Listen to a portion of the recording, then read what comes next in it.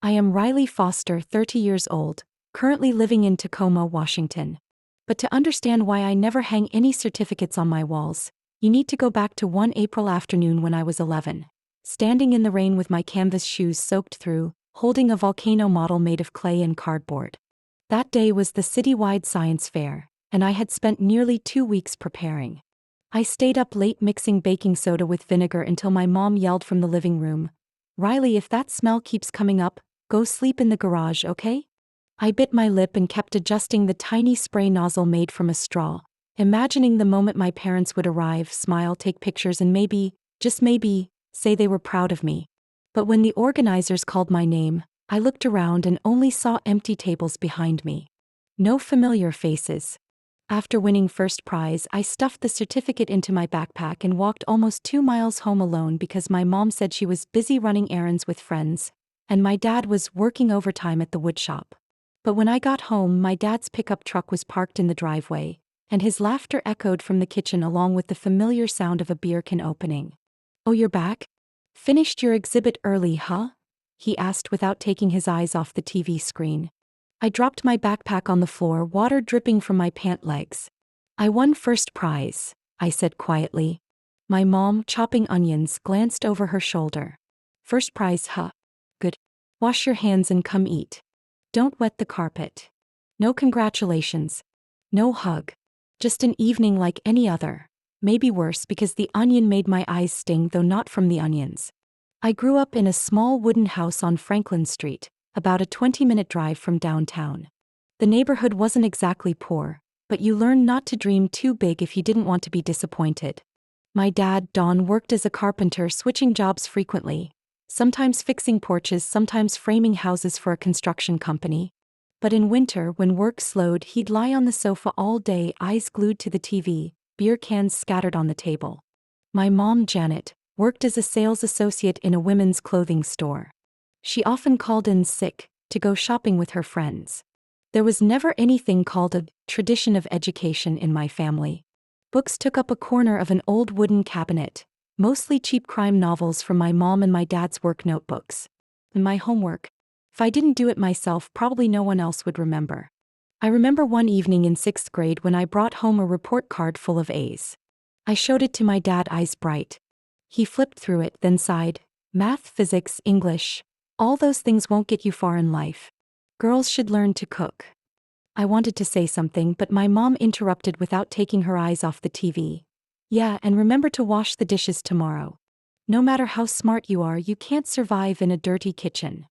The report card was laid face down on the dining table and covered by an open pizza box. Throughout elementary and high school, I was always the first to raise my hand, the one to submit assignments on time, the one teachers asked for opinions during group projects. But to my parents, those achievements were just harmless distractions, as long as they didn't interfere with the chores at home. In 9th grade, I was awarded the State Honor Student title. The ceremony was held on a Thursday evening in the large auditorium of Westfield High School. I sent invitations repeatedly, even printed maps so my parents wouldn't get lost. I stood outside the auditorium hallway for more than 20 minutes, holding a bouquet of wildflowers I bought from the market, hoping to see a familiar face. When I saw the guest list, the names Dawn, Janet Foster were crossed out in red pen. I called, my mom answered. "Oh, Riley, I thought I told you. Your dad has a bad back."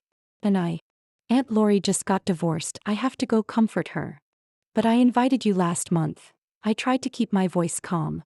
"Riley, don't make a big deal. It's just a certificate. You'll have a lifetime to be recognized." I hung up and walked into the auditorium with a smile that lasted less than 10 seconds. I sat among a packed row of seats. My friends had 3 or 4 family members around, taking endless pictures. I asked the homeroom teacher to hold my bouquet so both hands were free to walk up and receive my award. The stage lights shone straight into my eyes, causing me to squint. In the audience, no one waved, no cheers, no calls of "Riley." Just polite, scattered applause. I stepped down and headed straight to the restroom where I threw up my dinner, my head aching and heart hurting. From then on, I understood. In my family, effort was worth less than a fried chicken dinner my dad liked or a TV show my mom never missed an episode of. And no matter how hard I tried, I would always be a background news flash, dim amid the noise of their lives. I started submitting college applications every night after my parents went to sleep.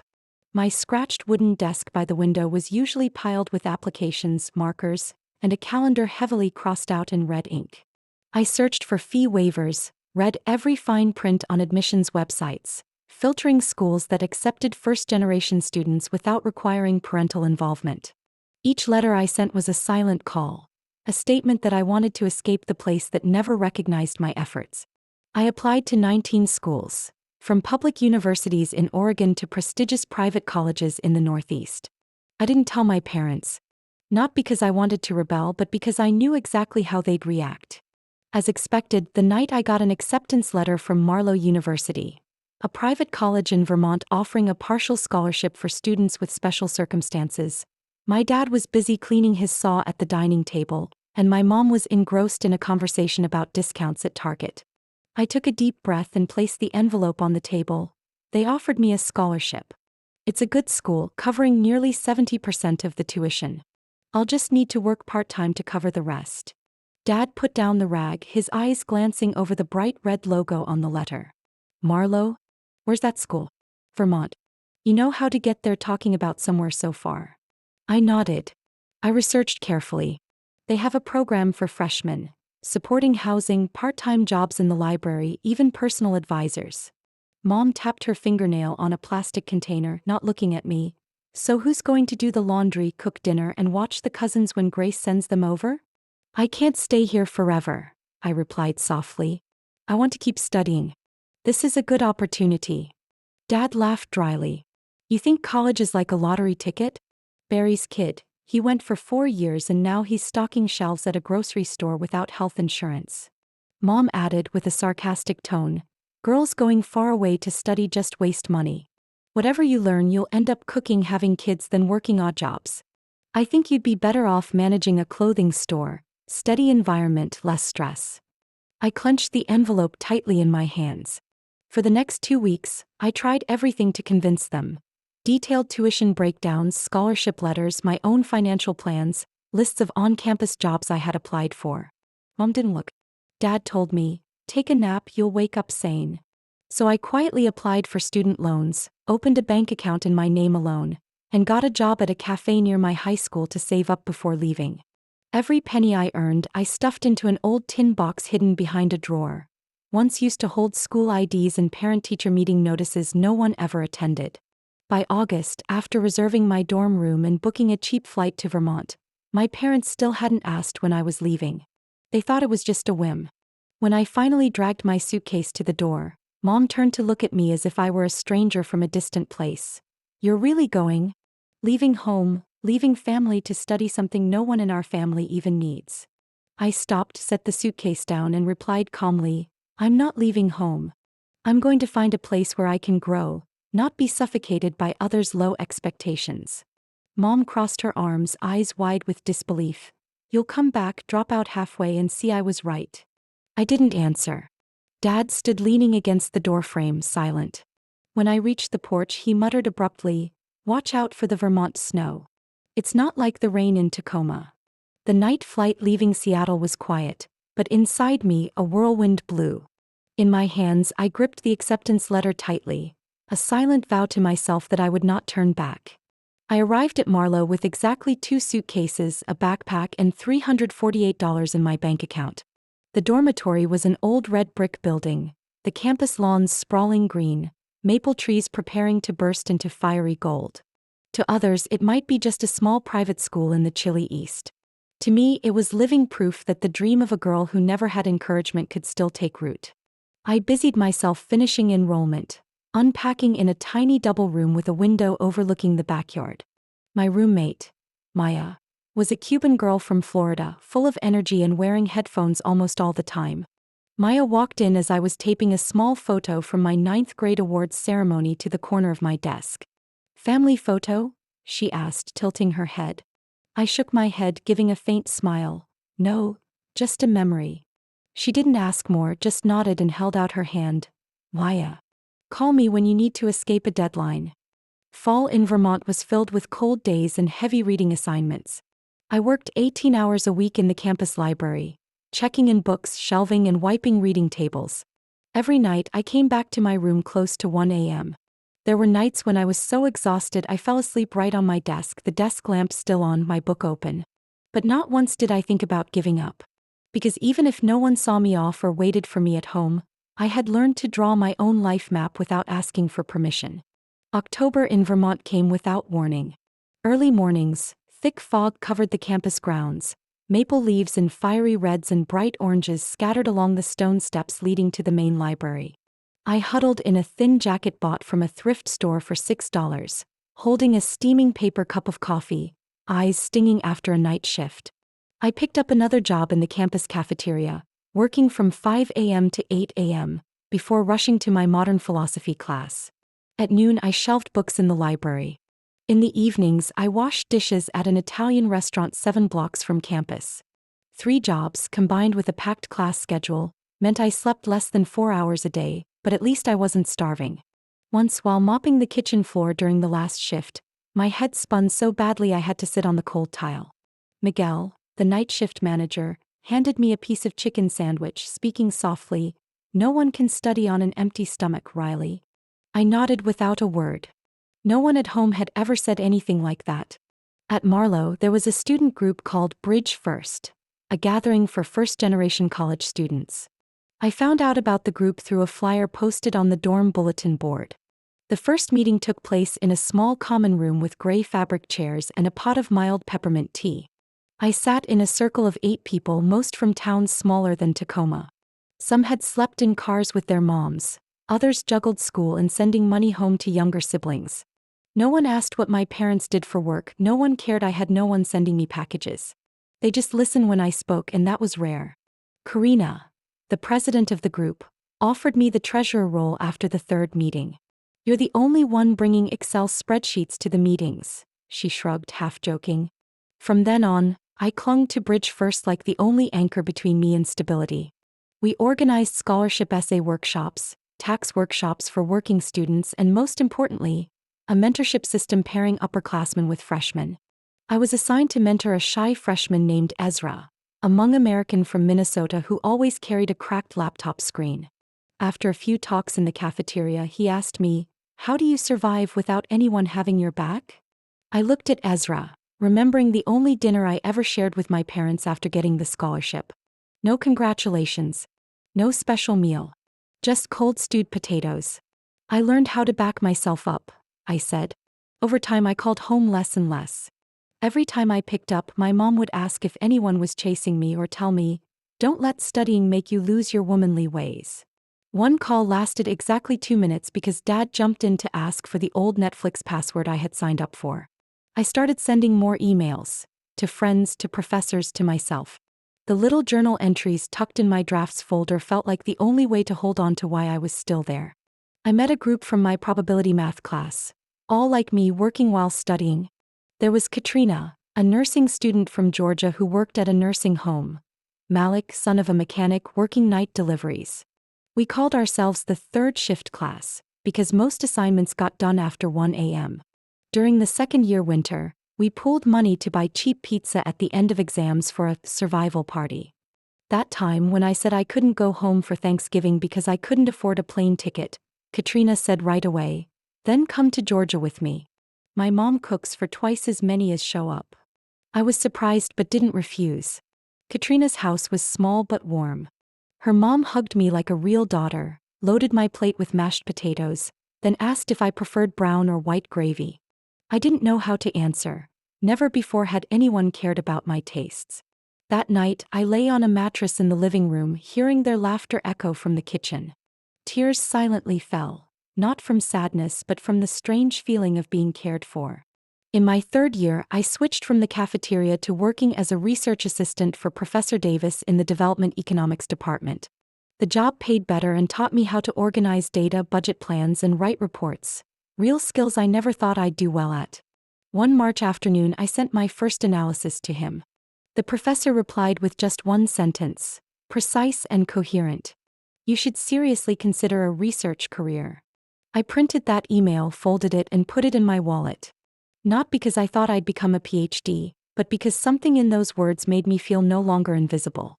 Every step I took since was thanks to people like Katrina, Ezra, Miguel, and Professor Davis, people who owed me nothing but still showed up. They made up for everything I once dreamed my parents would do. Still, some nights I lay staring at the ceiling wondering, if one day I truly succeed, would my parents claim to be the ones who raised me? I have no answer. Only the sound of the ceiling fan and steady breathing in the dark, where I'm no longer afraid to be alone. I used to set alarms every Sunday morning to call home, even if all I heard was Mom talking about a neighbor's broken pipe or Aunt Lisa dyeing her hair pink. Dad rarely picked up except to remind Mom to ask if she sent money yet. After sophomore year, calls got shorter from 15 minutes down to 5. One day, I told Mom I was selected as a research assistant for Professor Davis. She interrupted, "Riley, wait, let me ask. Our pickup truck is smoking white again. The shop quoted over 800. Dad says maybe the spark plugs, but who knows? Do you have any extra? I'll send it back later." I bit the inside of my cheek, fingers tightening around the phone. I just paid this semester's tuition and moved into the dorm. I really don't have much left. Mom was silent for a few seconds, then her voice softened like a lullaby.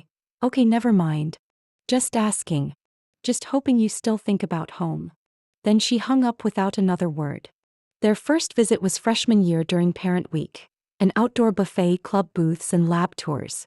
My parents arrived 2 hours late because of traffic in Hartford, walking in wearing the only clothes no one else wore, a loud patterned shirt and ripped knee jeans. Mom grimaced when she saw me holding a paper cup printed with the school logo. $2 for water? This school really gouges. Throughout the event, they didn't ask what classes I was in or stop at the Bridge First booth when I invited them.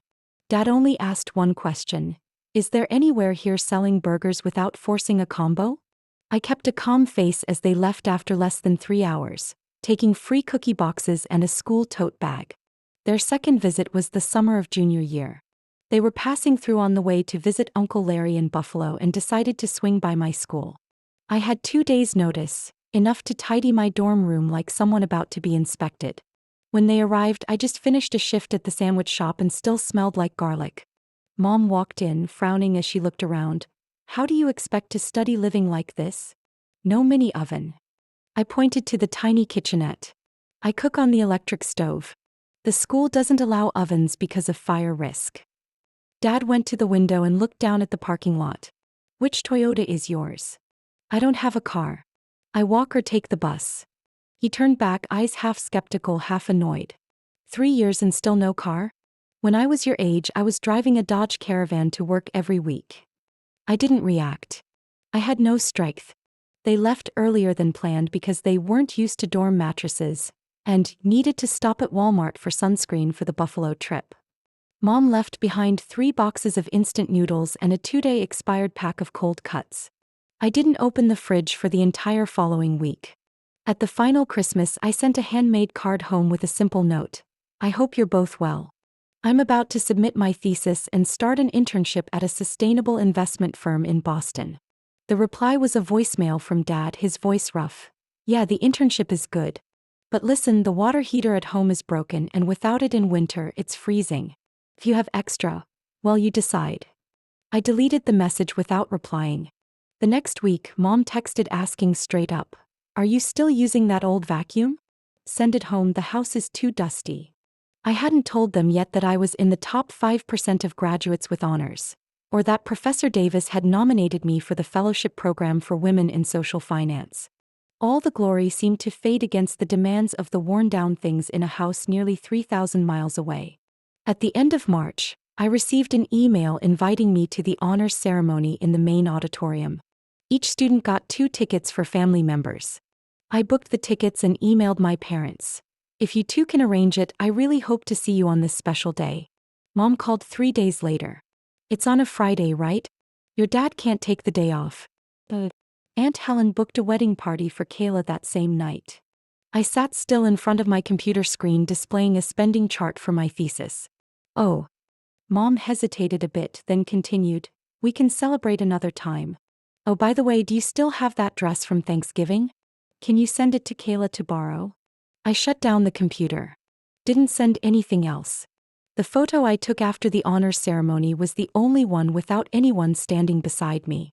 I leaned lightly against the marble columns outside the hall, holding a small bouquet Maya and Ezra chipped in to buy, next to a sign that read, "Intellect and Perseverance." I smiled at the camera. Not out of pride, but because after all these years I'd learned how to stand alone without needing someone to steady me. I started the countdown from February. The school sent a notification for the graduation schedule on a Tuesday afternoon, with early ticket codes, guest lists, and a link to rent caps and gowns. I printed everything out, taped it to the fridge door in my tiny kitchen, then mailed a handwritten letter home with a colored invitation printout. In the letter, I wrote in neat handwriting like in high school, "I hope you can arrange to come to this important day. I've prepared everything.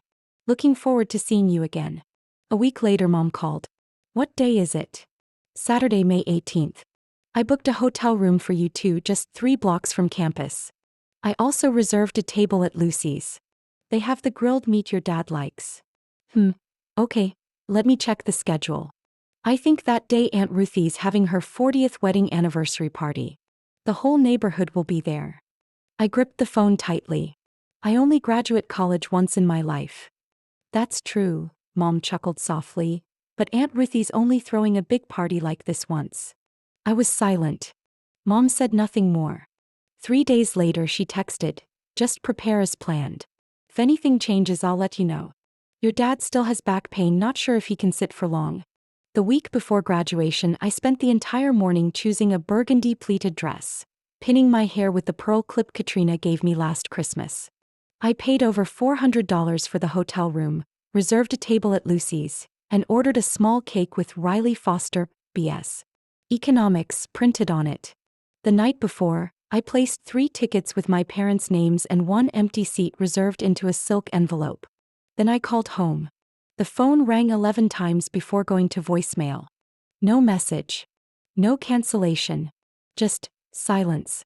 The next morning I woke at 6 a.m., sitting quietly watching the pale sunlight filter through the curtains. My phone screen was empty. No missed calls. No congratulatory texts. Nothing. I fastened my graduation gown, adjusted my honor cords, and stepped out the door carrying a small bag holding the invitation still in its envelope. The campus was packed. Parents squeezed among the grassy lawn, holding flowers, cameras, and handmade signs. An elderly woman with a cane was helped to the front row, and a man behind her beamed at his daughter fixing her cap. I passed them and took my seat among the economics students. Maya was already there, handing me a bouquet of pale purple peonies. "My mom sent this for you. She said anyone who doesn't show up for their daughter on this day isn't worthy of family." I nodded, eyes stinging but holding back tears. When my name was called, I walked onto the stage with numb hands. In the audience, no one raised a camera, no familiar applause. I bowed to accept the diploma, smiling just enough for the photographer to capture the moment. As I walked down, my phone vibrated softly. I slipped it from the hidden pocket sewn into my gown and quickly glanced at the screen. A Facebook notification. Janet Foster just posted a new photo. Ruthie's barbecue party was epic. The photo showed my dad sitting at the table holding a plate of grilled chicken, my mom laughing with friends, red and white tablecloths lining the tables, and balloons floating overhead. The post was tagged with hashtag only once in a lifetime. I stood frozen in the middle of the campus lawn, the breeze gently blowing my hair. The announcer was still calling names. I stopped hearing. I didn't feel anger. Nor surprise. Just an emptiness spreading in my chest that blocked out everything else. After the ceremony, Katrina and Ezra with their families invited me for pictures. I smiled, standing between them holding the bouquet, my cheek lightly touching another's as part of a family photo without blood ties. Lucy still held the table as promised. I canceled the other 2 seats, ordered the exact salad and seafood pasta, and sat across from Ezra. He handed me a soda and whispered, "You deserve so much more than this." I just smiled, soft as a silent thank you. That night back in my room, I hung my gown, folded the small gifts friends gave me into my suitcase. On the table lay an envelope from the organizers with my honors graduation certificate inside. I carefully slipped it into my job application folder. No photos, no notes from family. I lay on the bed, face into the pillow, letting silent sobs fall into the quiet darkness. 3 days after graduation, my phone lit up with a familiar number on the screen. "Dad?" Mobile. I was sorting through boxes of books, preparing to move into a new apartment near my internship. My fingers hesitated before swiping to answer. Hello. Riley, it's Dad, he said, sounding like he'd just finished a cold beer. Have you moved yet? I leaned back against the corner of the wall, still staring at the graduation gown hanging in a plastic bag. Not yet, I'm leaving tomorrow. What's up? He cleared his throat lightly, then sighed. The back roof's got a bad leak. The contractor said the whole drainage system needs replacing. The quote's $3,300. And your mom's worried about medicine costs. Her wrist is hurting again. I figured if you could help with some of it, we wouldn't have to take a high-interest loan. I waited a few seconds. Nothing else. No questions, no congratulations. No mention of the ceremony they missed. Just home repairs. As if I'd just earned an engineering degree instead of a bachelor's in economics. Did you call just to ask me for money? I asked, my voice low but heavy like a stone in my throat. He hesitated. Not really. It's just, family's supposed to help each other, right? You're about to start working and your salary will be good. I haven't gotten my first paycheck yet. Security deposit, moving costs, I have to handle it all myself. You guys didn't even come to my graduation. Riley, he lowered his voice, don't bring up old stuff. That was just a small inconvenience. Now the house needs urgent repairs.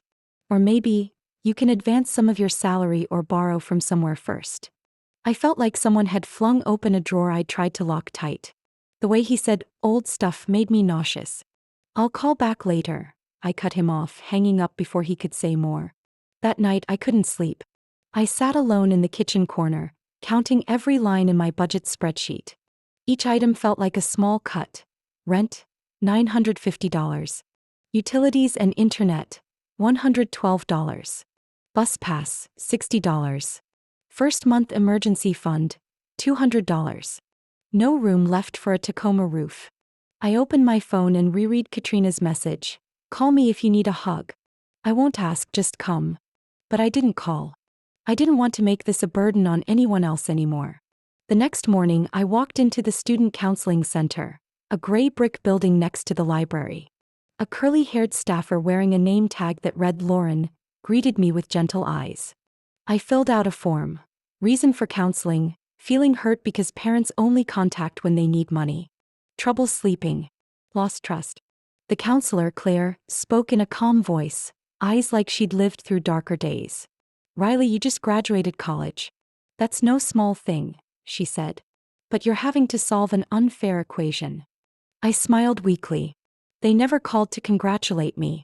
My mom posted photos of a barbecue with neighbors right when I was walking across the stage. 3 days later, they called asking for money. Claire was silent for a moment, then softly asked, if a friend did that, would you call them family? I lowered my head, biting my lip until it bled. You're living a pattern you didn't choose, carrying emotional responsibility and financial burden, she continued. You're not wrong to feel exhausted. What matters is you get to choose your boundaries, not take on unconditional obligations. The session ended at 10:45 a.m. I left with 2 sheets in hand. One was a list of student support groups for those financially pressured by family, the other a writing exercise. What do I deserve from those I call family? That afternoon, I typed a draft email to send to my mom. I am very sad about your absence on my graduation day. Dad's call asking to borrow money right afterward made me feel this relationship is one-sided responsibility. I am currently not able to provide financial support. I need time to sort things out. When I'm ready to talk, I will reach out. I didn't hit send, but I saved the draft. The first time I set a boundary and wrote something not based on others' expectations. I closed my laptop, stuffed it into my backpack, and walked outside. The streets were wet after rain. Fallen golden leaves shimmered under the bus lights. I sat in the back seat, leaning against the window, feeling some lightness, not because the pain disappeared but because it had been clearly named. Early one morning in late May, I booked a flight to Seattle, nearly 3 weeks earlier than planned. As the plane took off, I felt the cold layers of northwest wind sweep away the dusty past from the place I once called home. I carried as little as possible. A small suitcase, a light backpack, and a heavy but determined heart. The new city with its skyscrapers, neon-lit streets, and the smell of roasted coffee mixed with northwest rain seemed ready to welcome a different version of me. A freer one, unburdened, no longer tired of unreasonable demands. Just hours after landing at SeaTac Airport, I received an email confirming my start date at the sustainable investment firm. They even sent a welcome package, a company notebook, an insulated water bottle, and a handwritten card. "Welcome Riley to the team. We believe in your passion and talent." My phone buzzed. It was a message from my mom with a tone both pleading and reproachful. "Have you arrived yet? Why aren't you answering your phone? We really need your help fixing the broken faucet under the sink." I stared at the screen, fingers trembling as I typed back. "Mom, I arrived safely in Seattle. I'm very busy with my new job and trying to settle in. I'll call back when I have time. As for the faucet repair, I can't help right now. Please understand." The reply carried a determination I'd kept hidden for a long time. I would no longer be an endless source of money and energy for my family's demands. Soon after, messages flooded in, from my mom, dad, then my sister, harsh accusations. Ungrateful, stubborn, selfish. All like nameless arrows aimed straight at my newly formed self-respect. One call lasted more than 10 minutes, Dad trying to teach me with a low, sharp voice. "Riley, family comes first. How can you abandon us? This is your home." I answered calmly, "Family isn't just blood, Dad. Family is care, is sharing. And I never got that from you." Dad snapped, cut me off, and hung up. I sat there in silence, feeling isolation surround me like an invisible wall. Not one that trapped me, but one protecting me from more harm. I didn't return home those days. Instead, I spent time integrating into my new environment. Friends, colleagues, people willing to listen without judgment. The family I chose for myself. Each day, I wrote down feelings and little stories in a journal. A habit Claire, the counselor, advised me to keep. Through those words, I slowly found peace, reset my boundaries, and learned to love myself before expecting anyone else to do so. The story didn't end with harsh words or rejection. It began with a brave decision, to leave the past behind and look toward a future where I could build my life on my own terms, no longer shackled by painful memories and the indifference of those closest to me. Sometimes, moving forward means letting go of what no longer fits. And I did that, with all the resilience and faith I had in myself. Over time, Seattle slowly became my true home. My job at the sustainable finance firm not only provided a steady income but also opened doors to the growth opportunities one had dreamed of. Social investment projects, deep workshops, and encouragement from colleagues showed me my worth wasn't just numbers on a transcript or titles on a wall. The network of friends I built grew stronger. Maya remained a trustworthy roommate, always reminding me to rest when work got overwhelming. Ezra, Katrina, Malik. Each became part of the family I chose, sharing hardships and celebrating daily little victories. I learned to trust and open my heart without fear of being hurt. One late autumn day, my parents suddenly announced they would visit me in Seattle. My heart raced, unsure what to expect after months of silence and widening distance. I spent days cleaning my small apartment, preparing simple meals they liked, hoping to mend the fractures I thought were beyond repair. When they arrived, tension hung in the air, mixed with cold greetings. They looked around the room, commenting on rent prices, furniture, and even my clothes. No praise, no genuine questions about work or friends. Instead, Dad started talking about a real estate project a friend had introduced. He spoke at length about potential profits and the need for investment capital. Mom gently added, "Could you consider helping us? We're family, aren't we?" My gaze was cold, no longer the vulnerable girl I once was. "I appreciate the opportunity, but my finances must be managed on my own terms. I can't invest while still paying student loans and building my career."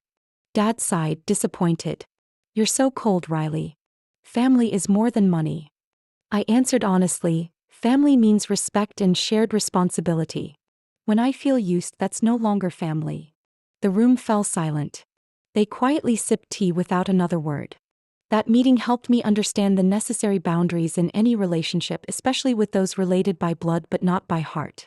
I decided to keep contact with them based on mutual respect, refusing to be pushed into endless roles unacknowledged.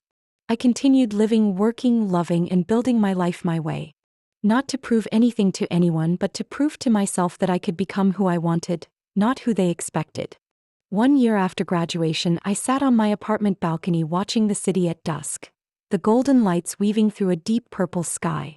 The road ahead was still long, but I had found peace, not in the old places but in a free, calm soul. I smiled quietly, thankful to myself for daring to step out of the shadows, say no and love on my own terms. Riley Foster has endured a challenging journey to reclaim her self-worth and build an independent life beyond the neglect and exploitation of her own family.